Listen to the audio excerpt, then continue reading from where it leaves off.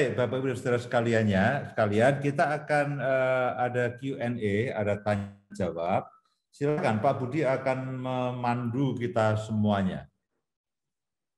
Ya, ini sudah cukup Silakan, banyak Pak. pertanyaan yang sudah masuk, baik itu melalui radio maupun di WhatsApp saya, Pak Yus. Jadi ini pertanyaan-pertanyaan yang saya akan mewakili karena mungkin tidak semuanya bisa kita jawab ya. Ya, saya bacakan seperti yang Ibu Indah sudah pilihkan. Yang pertama ini dari Jim Fripp Umpul, Manila. Shalom. Tidak mudah untuk saling melengkapi dalam berumah tangga. Waktu bimbingan pranikah mendapatkan teorinya, namun prakteknya susah sekali. Pertengkaran sering terjadi karena kelihat kekurangan pasangan dan keinginan yang tidak terpenuhi.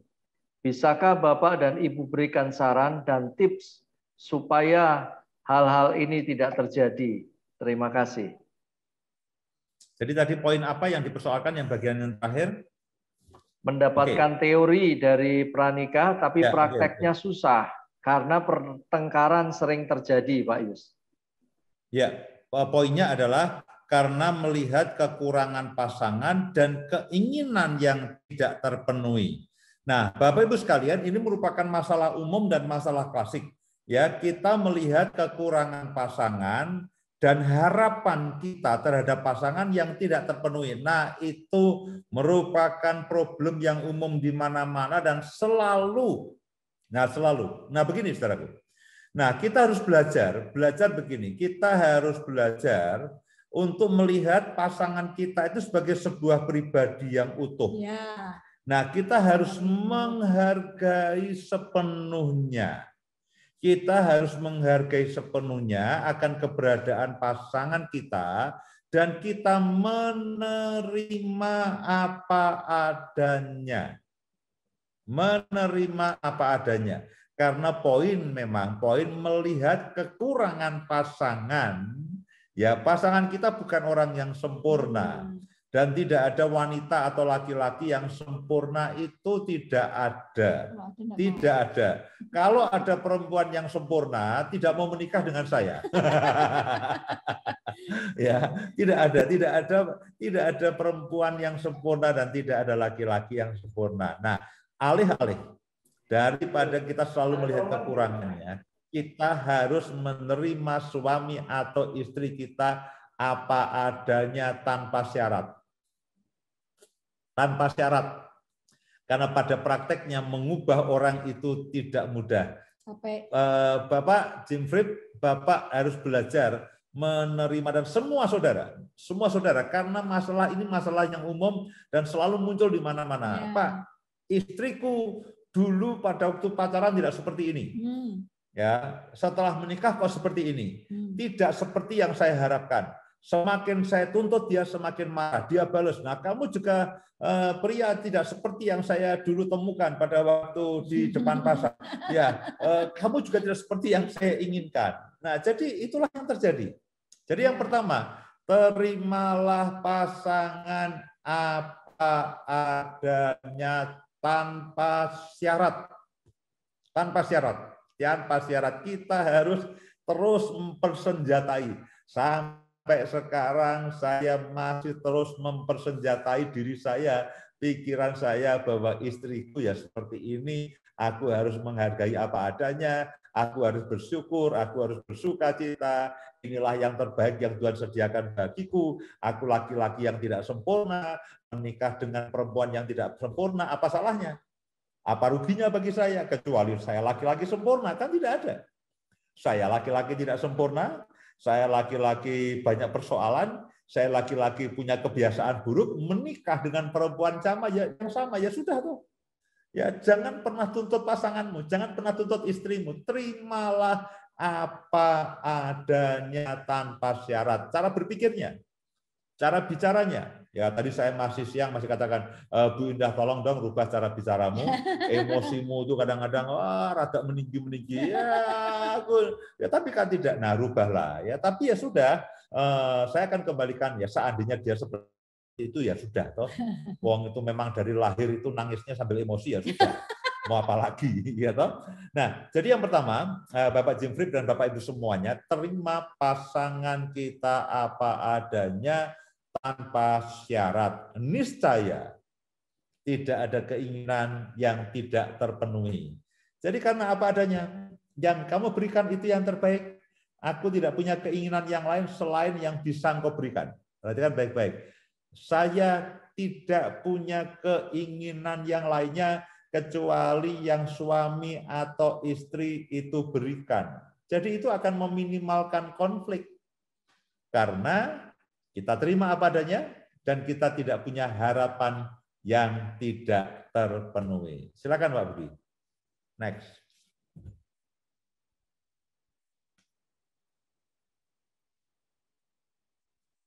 Ada lagi Pak Budi? Silakan.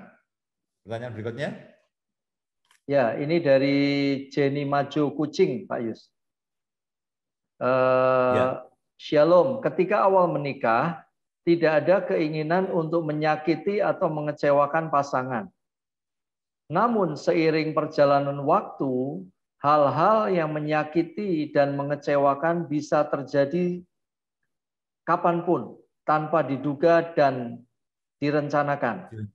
Saat hati saya ini sering dilukai oleh pasangan, haruskah saya tetap mengampuni, walaupun sebenarnya ada kecenderungan untuk balas dendam dengan apa yang dilakukan oleh pasangan? Baik, Bapak, Ibu, dan saudara sekalian, kalau saya boleh anjurkan, saya sebetulnya punya satu acara Harmoni Keluarga, itu di YouTube sudah tersedia. Nah, itu sebetulnya banyak mengupas mengenai konflik-konflik dan peristiwa keseharian. Saya mendorong kalau Bapak Ibu sekalian ada waktu, lihatlah.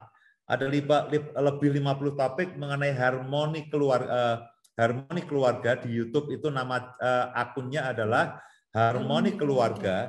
Itu bicara mengenai kehidupan praktis berkeluarga sehari-hari. Nah, tapi saya akan jawab ya. Jadi ini dari Ibu Jenny dari Kucing, Sarawak. Ya, jadi ada hal-hal yang menyakitkan, suami sering menyakiti dan mengecewakan kapanpun tanpa diduga dan tanpa direncanakan. Saya ingin membalas dendam, haruskah saya mengampuninya? Yang pertama begini, hilangkan kamus balas dendam dalam kehidupan suami istri. Hilangkan. Loh Pak, tapi dia tidak beres. Dia mengecewakan, dia menyakiti. Nah, kita tidak boleh membalas yang tidak baik dengan yang tidak baik. Jangan balas kejahatan dengan kejahatan. Ya. Yang pertama, jangan ada kamus balas dendam. Karena begitu kita balas dendam, suami kita akan membalas lebih dendam. Lalu kita akan membalas lagi lebih dendam, dan itu tidak akan berakhir. Kamu hari ini kamu menyakiti aku akan menyakiti kamu, dan kalau dia tahu kita menyakiti dia akan lakukan hal yang sama berulang kali. Jadi Ibu Jenny, tolong ya. Kemudian yang kedua, maaf atau pengampunan itu tanpa batas. Kita harus mempersenjatai diri. Nah, lalu bagaimana Pak? Ini suami menjengkelkan. Nah, kita harus membalas kejahatan dengan kebaikan. Selalu orang bertanya, tapi Pak, siapa yang harus memulainya? Saya, bukan dia. Artinya, kalau Ibu Jenny mendengarkan akan berita ini, Ibu Jenny lah yang harus memulai untuk menyediakan semua yang baik yang disukai oleh suami. Kadang-kadang kita tahu nih, suami kita marah-marah pasti ada sebabnya, acap kali ada sebabnya, dan seringkali penyebabnya adalah apa yang dilakukan oleh istri. Karena itu Ibu Jenny mulailah melakukan yang baik yang disukai oleh suami. Dan jangan melakukan apa yang tidak disukai oleh suami. Niscaya kemarahan dan kejengkelan yang suami sebabkan itu akan mulai berkurang dan itu akan mulai menurun. Hapuskan kata balas dendam. Itu tidak boleh kosakata itu ada di dalam kehidupan rumah tangga. Lalu yang kedua, Pak, maaf dan pengampunan itu sampai kapan? Maaf dan pengampunan itu tidak ada batasnya. Pertanyaan berikutnya, silakan Pak Budi. Ya, ini dari Ibu Kustian Dewi, Bogor. Shalom, ya. Selamat malam. Tadi selamat Bapak malam. sempat sharingkan bahwa hubungan suami istri adalah gambaran Kristus dan jemaat. Namun bagaimana jika suami perkataannya tajam dan menyakitkan dan sering mengucapkan kata pisah atau ingin meninggalkan rumah saat ada konflik yang berbeda pendapat? Terima kasih. Ya, suami istri adalah gambaran Kristus dan jemaat. Seperti yang sekarang ini jemaat kan belum sempurna. Jemaat itu belum sempurna, jadi jemaat itu sedang mengalami pemulihan menuju kesempurnaan itu memang iya. Nah, apa yang harus kita lakukan? Kalau suami kita atau pasangan kita belum menyadari akan kebenaran ini, kita harus banyak berdoa. Ya. Ibu Kustian Dewi, saya mendorong, ya, oke, mungkin suami ibu bertindak menyakitkan, tapi bawalah dalam doa. Begini, Tuhan, suami istri, suamiku dan aku adalah gambaran Engkau dan jemaat. Engkau sedang memulihkan jemaat. Aku percaya pemulihan keluarga juga terjadi. Jadi berdoa berdasarkan janji Tuhan, rencana Tuhan, pemulihan hubungan Kristus dan jemaat. Itu Ibu Kustian Dewi, Ibu doakan Tuhan, suamiku dan aku akan mengalami pemulihan. Seperti engkau dan jemaat juga akan mengalami pemulihan. Saya percaya, niscaya suami ibu akan Tuhan jamah, Tuhan rubah, dan ibu akan menjadi keluarga yang sangat menyenangkan. Silakan Pak Budi, berikutnya. Pertanyaan berikutnya. Shalom, saya mau bertanya. Ini dari WhatsApp, Pak Yus. Bagaimana jika salah satu dari pasangan suami istri ada selingkuh, apakah boleh bercerai? Solusinya apa kalau tidak boleh bercerai? Karena salah satu pihak tidak dapat memaafkan kesalahan atas perselingkuhan tersebut, Pak Yus. Ya, ini selalu menjadi pertanyaan klasik. Apakah ketika salah satu berselingkuh, dapatkah bercerai? Saya mendorong bahwa memang di dalam Alkitab itu ada. Jadi begini. Ayat yang satu mengatakan bahwa pada dasarnya suami dan istri itu tidak bisa bercerai, tidak bisa dipisahkan. Apa yang sudah dipersatukan oleh Tuhan tidak bisa diceraikan oleh manusia. Pada satu sisi itu memang seperti itu, tapi di sisi yang lain memang ada ayat yang mengatakan bahwa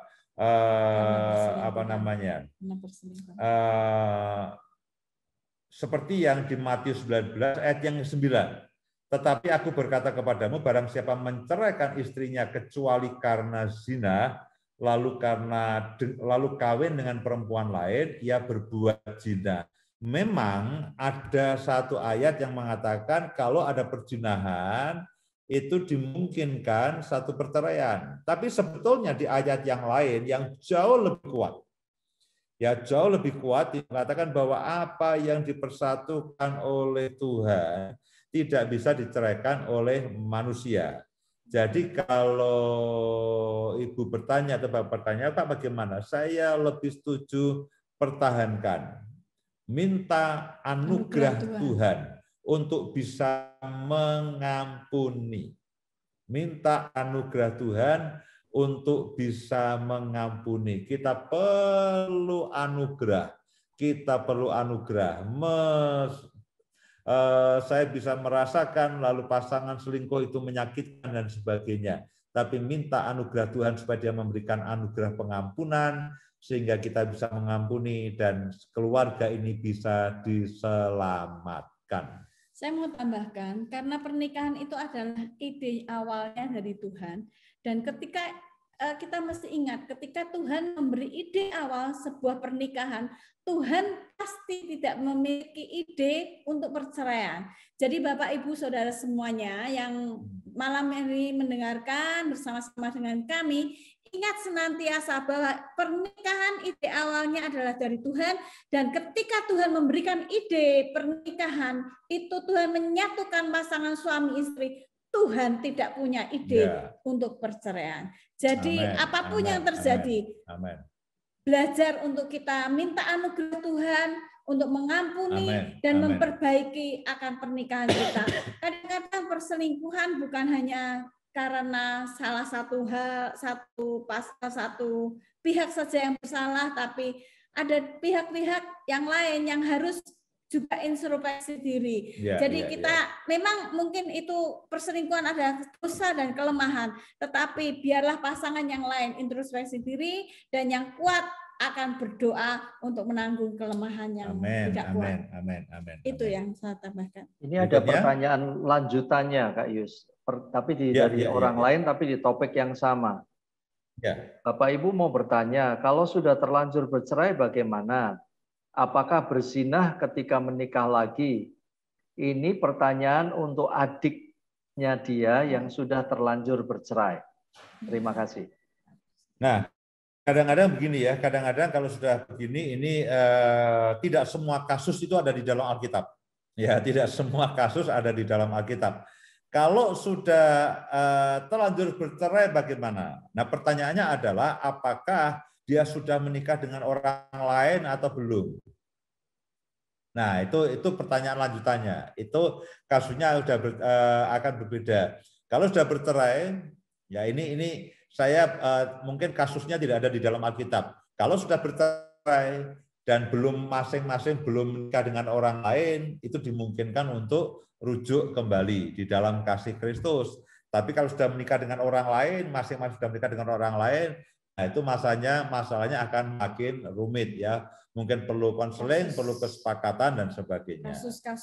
Kasus-kasus khusus gitu tidak mudah dijawab dalam waktu 1-2 menit. Perlu pendalaman akar masalahnya.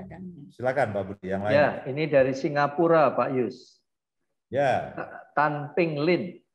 Ada orang, ini sepertinya Bapak, ada orang ketiga yang masuk di rumah tangga saya dan istri sedang menjalin hubungan dengan pria lain saat saya sedang tidak ada di rumah. Sebagai laki-laki dan suami, apa yang saya lakukan untuk menyelesaikan hal ini? Tetangga dan teman dekat sering bercerita mengenai kedekatan istri saya ini. Terima kasih. Baik, untuk Bapak Tan Ping Lin di Singapura, Bapak harus sebagai seorang suami, yang pertama introspeksi, yang kedua adalah banyak berdoa. Hadapkan dan pertahankan di hadapan Tuhan. Jangan menyerah. Jangan menyerah, hadapkan dan pertahankan di hadapan Tuhan. Sekaligus introspeksi. Kenapa?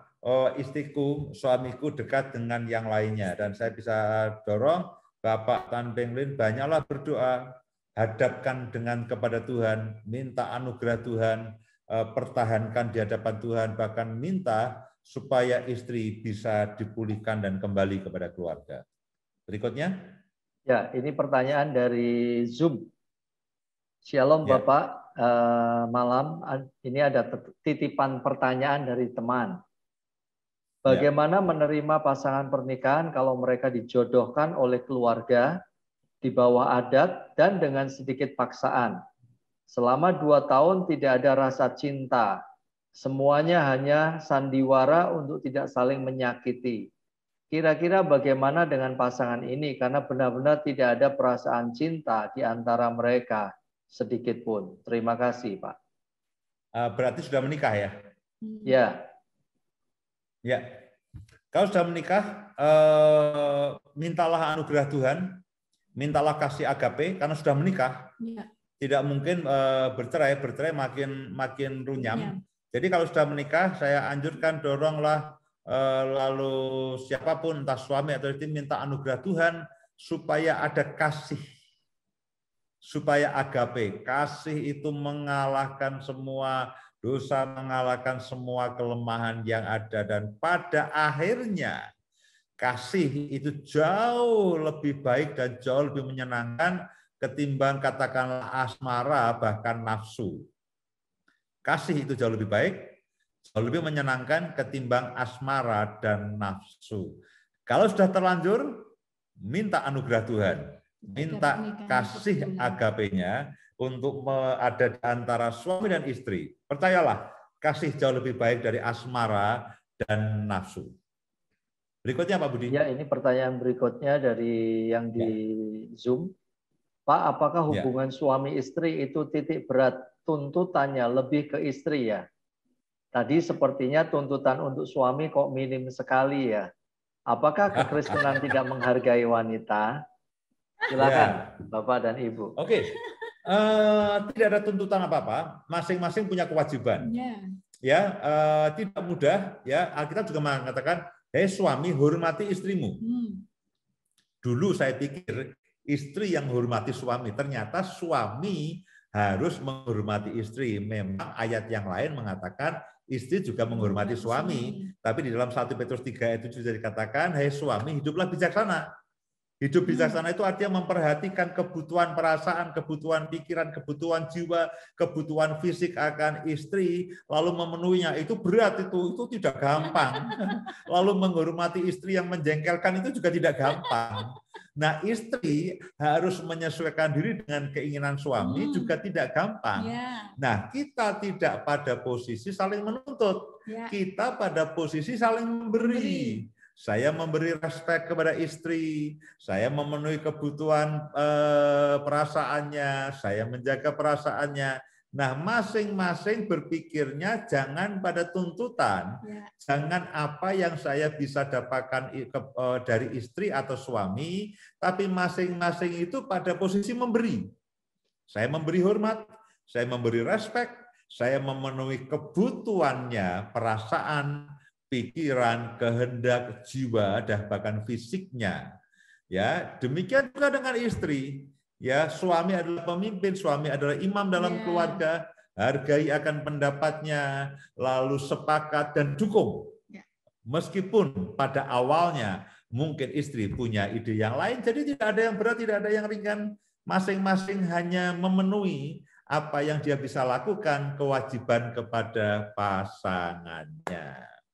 Ya, ini pertanyaan masih cukup banyak Kak Yus, tapi saya berikan satu pertanyaan lagi. Setelah itu terakhir, ya, didoakan. Jadi ini dari Tomohon,